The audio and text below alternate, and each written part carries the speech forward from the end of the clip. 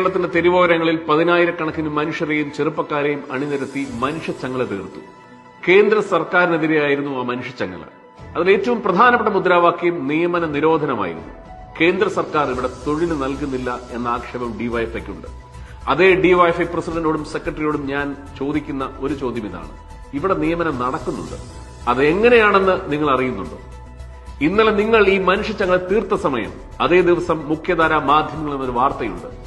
ആരോഗ്യ മന്ത്രാലയത്തിന് കീഴിൽ കേരളത്തിൽ നടന്ന 10,938 നിയമനങ്ങളിൽ ഒരൊറ്റയൊരെണ്ണം മാത്രമേയുള്ളൂ എംപ്ലോയ്മെന്റ് എക്സ്ചേഞ്ച് വഴി നടത്തിയത്.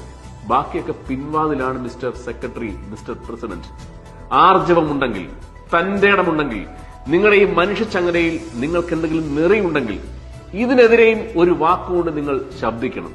ഇല്ലെങ്കിൽ ഇത് മനുഷ്യച്ചങ്ങലയല്ല, മറിച്ച് ഇത് ഡിവൈഎഫ്ഐ ചങ്ങല മാത്രമാണ്.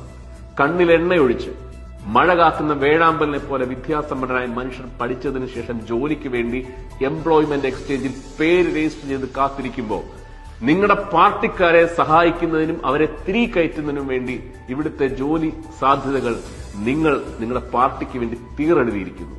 അതുകൊണ്ട് ഞാൻ പറയാൻ ആഗ്രഹിക്കുന്ന ഒറ്റ കാര്യം മാത്രമേ ഉള്ളൂ: ഈ പാർട്ടിക്ക് വേണ്ടി, ഈ യുവജന സംഘടനയ്ക്ക് വേണ്ടി കൊടി പിടിക്കാൻ പോകുന്ന ഈ നാട്ടിലെ സാധാരണക്കാരായ ചെറുപ്പക്കാരെ, നിങ്ങൾ മണ്ടന്മാരാകരുത്.